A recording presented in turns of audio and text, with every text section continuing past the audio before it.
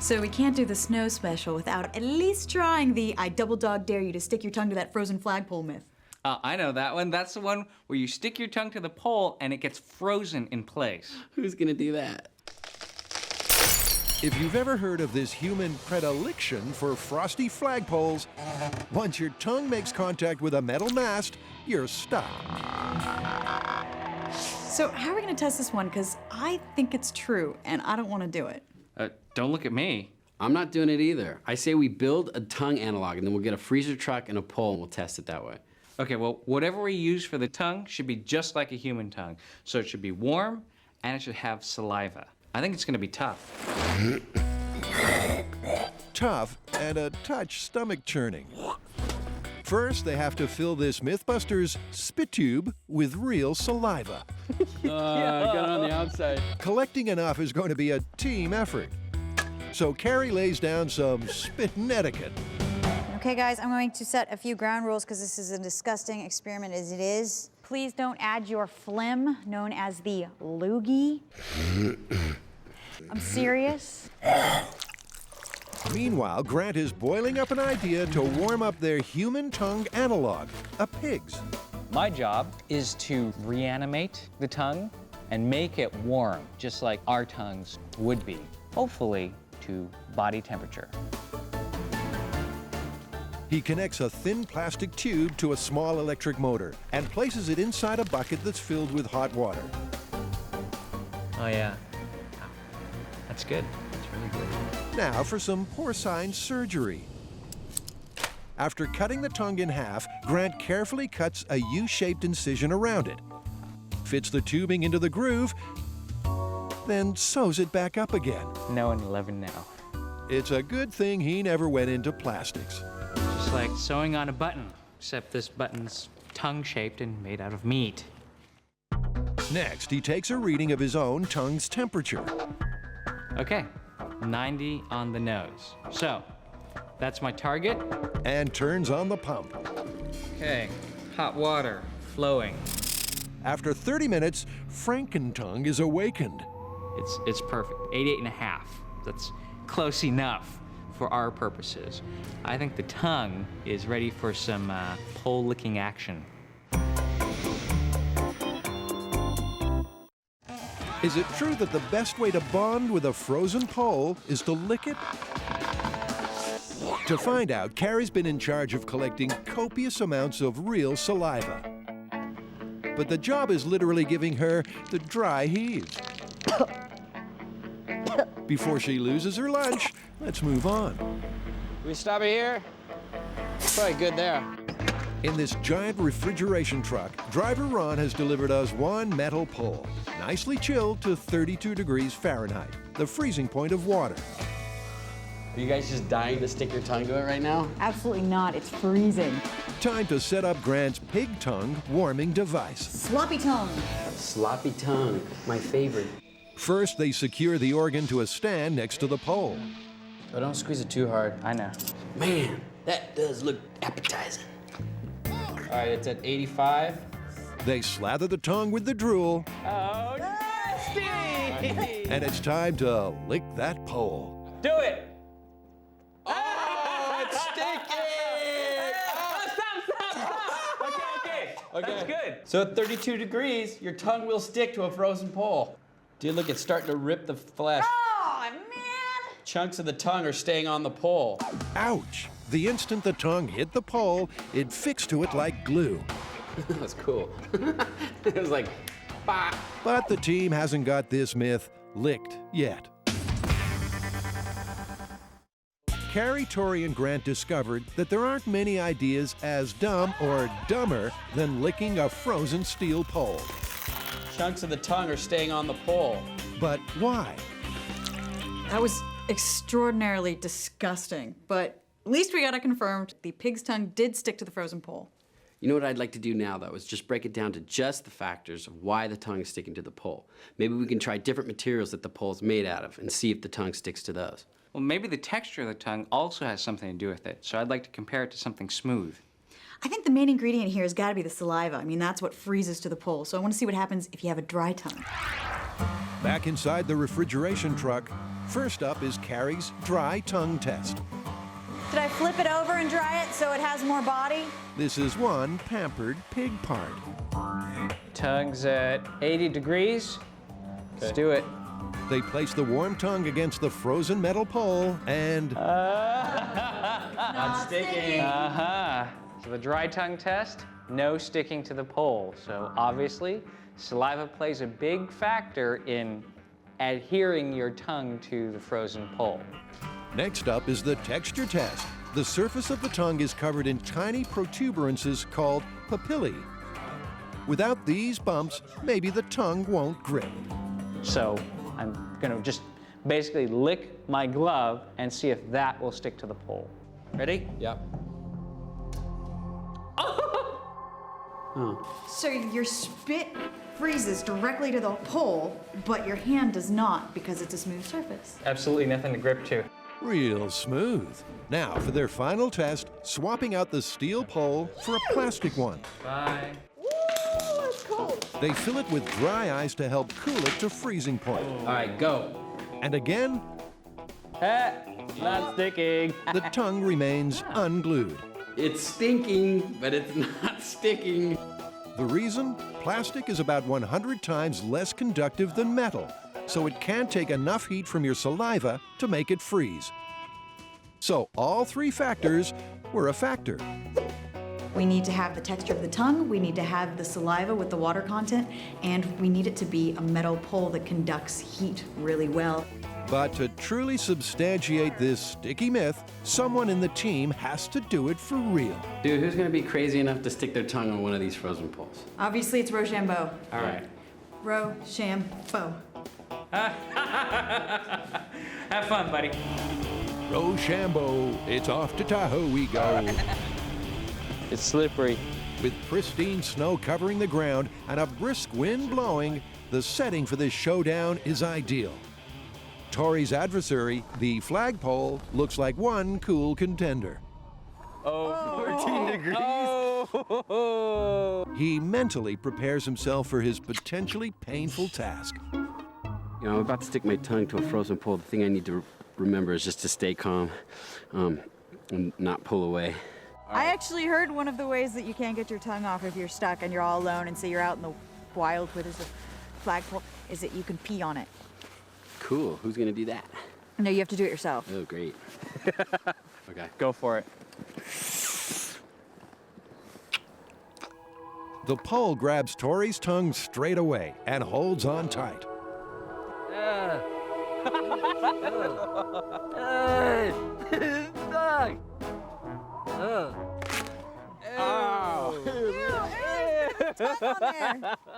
In this bitterly cold encounter, Tory managed to wrench free. But the pole still takes home the prize. It's stuck. We got stiction. Diction? Stiction. That's a word. I know, it just sounds weird. Grammar aside, stiction means myth confirmed. It didn't stick for very long. I was able to pull it off. So maybe, you know, it's not cold enough or my body temperature was warm enough that I was able to get it off without your guys' help. And also, it could have been the finish of the pole. But still, we got it to stick. And I didn't leave too much of my tongue behind. All right, confirmed. Yeah. Let's go snowboarding.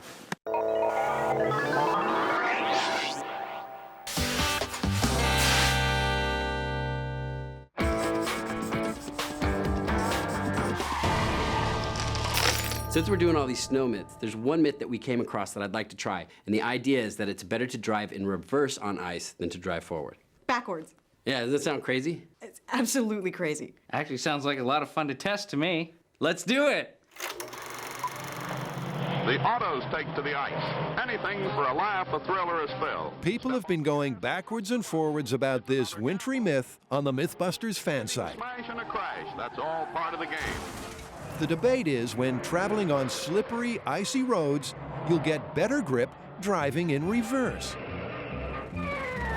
How are we gonna test this? Well, I think the whole idea behind this myth is that reverse gives you more traction. So maybe what we should do is a scale test, and we'll see which is better, reverse or forward. Yeah, we actually have a front-wheel drive car here in the shop that we can use in our experiment. Cool. Tory puts the scale test in gear by welding together two troughs made of steel. The troughs will represent the wheel tracks of an icy road. Next, he fills the containers with crushed ice. M7 is becoming a winter wonderland. Oh my, yeah! You can't hide behind the sound, man.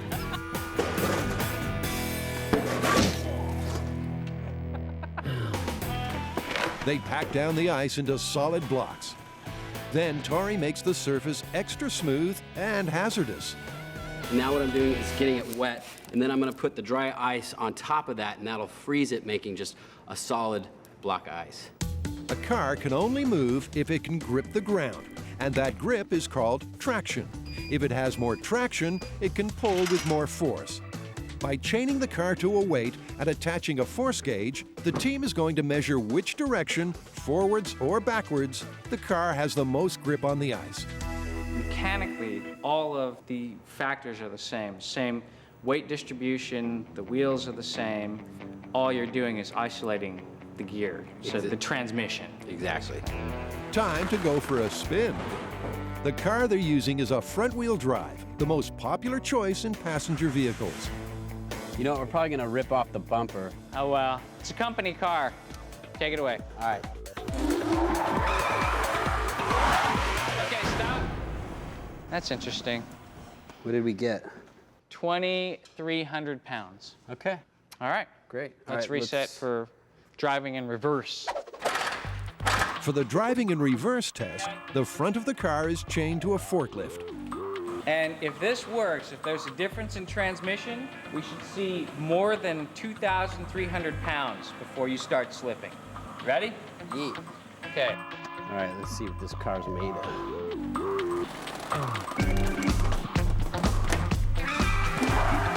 Okay, good. What do we get? Oh! 3,200 pounds, almost 900 pounds more. Dude, that's a great result. So driving in reverse actually does give you more traction than driving forward. In reverse, the car was pulling with nearly 40% more force than going forward. So the driving on ice backwards myth is rolling along nicely. An icy road can quickly turn a pleasant drive into a bumper car nightmare. Conducting a scale test in the workshop for the driving on ice backwards myth, Team Traction got some unexpected results. Okay, so it turns out a front-wheel drive car does have more traction on ice when going in reverse. I know, that was cool. What we need to do now, though, is take it up to full scale. But we're gonna need a ton of ice and snow. You know, I heard of this place where the California Highway Patrol teaches their officers how to drive on ice. Bet they'll let us use it. Perfect. All right, let's pack our bags and go. Sure enough, we were kindly granted permission to use the California Highway Patrol's driver training site, an unused section of the South Lake Tahoe Airport. It's the ideal location, but there's a rather frosty problem. I swear, I left the car right here last night. It was right. Clear off all the snow before we can use these test cars. Yeah! An overnight blizzard has buried the cars the team ordered for their tests under a foot of snow. You're like in your little Tory igloo. Oh my God. The door's here somewhere. I just tried the wipers, they're not moving. It'd be much easier to test these snow myths if there wasn't so much snow. Next, a snowplow compacts the thick layer of snow on the ground into ice. Look how slippery that is. What? Whoop, whoop. And carves out a course for the cars to follow. Is anybody else having snowplow nightmares? Finally, the team lays out traffic cones around the entire perimeter. And they're set to put the driving on ice backwards myth to the real-life test.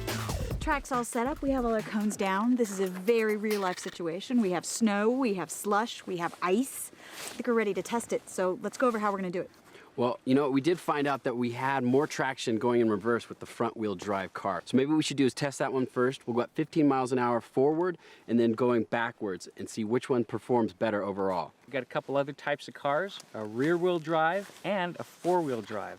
So let's do the same set of tests, forward and reverse, see if that makes a difference. I'll take front wheel drive. All right, I get the convertible. All right. I'll take the four-wheel drive. Great. Cool. The car's different drive systems either propel their front, rear, or all four wheels. By testing all three types, the team will learn if they have different traction abilities and can hold the road better in reverse. Carrie's going to take the wheel first. 15 miles per hour is the set speed limit. Slow enough to be safe, but fast enough to give the wheels of the cars enough momentum to move through the slush. Carrie, how many times have you driven on the snow? This is actually the first time I've ever driven on snow. Here we go. This is forward, 15 miles an hour, front wheel drive. Carrie hits the gas. You can start off slow. Okay, I'm at 15. But even driving at such a low speed quickly loses her grip. Keeping 15. I'm sliding a little bit here. 15 feels a little faster on this slush. It's not long before she takes out her first victims. Number 2. And then she just can't seem to get back on track. You went off the track. Get back on the track. Go between the cones, Carrie. Oh my God. The turns are where things really get tricky. Coming around the last few turns, still at 15. I would too. 15 to the end and stop. Thankfully, she comes to a safe stop. Have you been drinking, Carrie? Woo!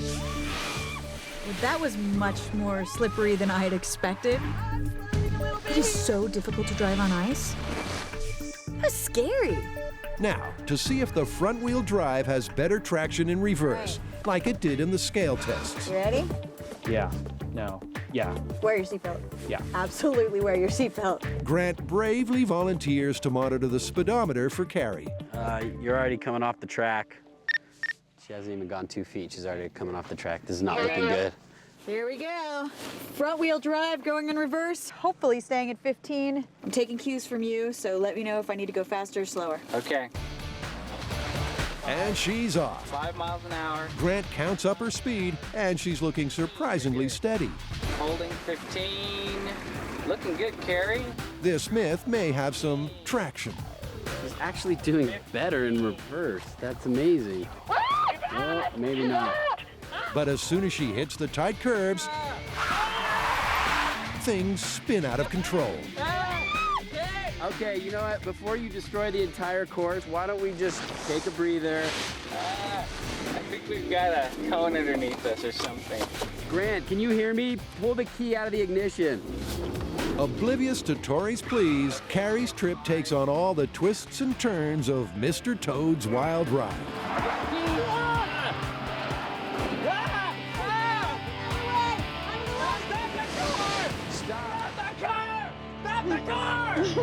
Why didn't you take control of the situation? You destroyed the whole course. You're crazy. So even though the scale test indicated you might have more grip, driving backwards in the front-wheel drive was way more dangerous than going forwards. I think that the main factor here is that driving backwards at 15 miles an hour is very difficult as is. And the amount of traction that you might possibly gain from going in reverse will not compensate for the fact that it's just too wily going backwards. On the cone count scoreboard, driving in reverse, Carrie wiped out a wily total of 14.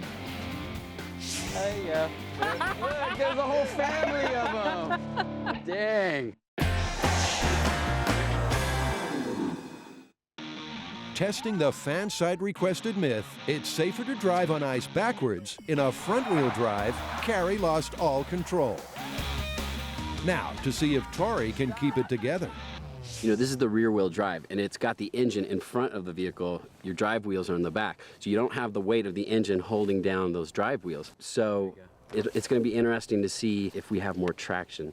Topless. I like it. I mean, we got a convertible. We might as well use it, right? The course has been re-iced for Tory's first run at 15 miles per hour. So this will be rear-wheel drive going forward. He powers off. Yeah! A little squirrely. The sports car is squirrely for sure, but Tory relaxes and enjoys the slide. Yeah, it's like drifting. I was doing a little bit of drifting. It's so much fun. You turn into those corners and your whole car goes sideways and you just kind of ride it out. Here comes the sharp turn. It's done pretty good. I don't see any down yet. Tory completes the circuit with no knockdowns. All right. Dude, this is rad. It's just like drifting. Oh, we're gonna have fun, Carrie. Don't you worry about that. Now, to see how rad reverse is. For this run, Carrie will be Tory's co-pilot. Okay, a little faster. But as soon as he gets to the first turn, the cone carnage begins. Oh, one! Keep going, 15. It's lucky one of our courageous camera operators shooting on the course is light on his feet. And Tory squeals all the way home.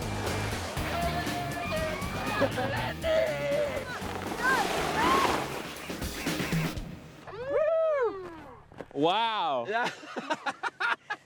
I would have to say it's pretty obvious going in reverse. Even though you might have more traction, you don't have any control of the vehicle. On the leaderboard now, Tory's reverse cone count is 12, just 2 less than Carrie. Now it's Grant's turn to take the wheel. His vehicle is a mighty 4-wheel drive. You've got the benefit of having all 4 wheels going through whatever it is you're trying to go over. And hopefully, you'll also get the benefit of traction from those tires. This is 4-wheel drive, 15 miles an hour, forward around track. Here we go. Into turn 1, little sliding. But not bad. I'm feeling in total control. Grant's drive around the course is like a walk in the park. Little sliding right there. Last turn. Whoa, a little slide. Still looking very good, very good. Grant didn't hit a single cone. Not bad. Look good. Flip it around. All right. For his driving in reverse attempt, Tory will be Grant's speed monitor. I have full confidence in your driving capabilities. Good. That makes one of us. Hit it. You're at 10 miles an hour. Grant cruises up the straight and rounds the first bend riding high. You're looking good, you're looking good. He's doing well. Wow. Suddenly, the wow turns into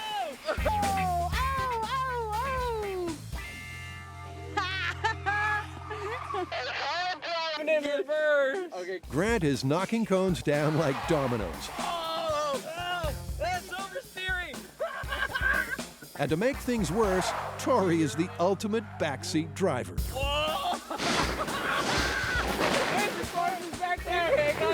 It seems like Grant's teenage years spent playing Pac-Man have finally paid off. Are you trying to see how many cones you can knock over? You knocked over more than any of us. Sure enough, in reverse, the final cone count standings are Carrie 14, Tory 12, and Grant 20. Dude, you're the winner, bro. Nice work. Shut up. How many times did he go off the course? Was he on the course? So, no matter what kind of car you drive, what have we learned in MythBusters Driver's Ed today? Going in reverse is nuts. It is not going to give you more traction or more control, and I don't want to see people driving on the roads backwards. Rear wheel drive, front wheel drive, and 4-wheel drive. Totally busted.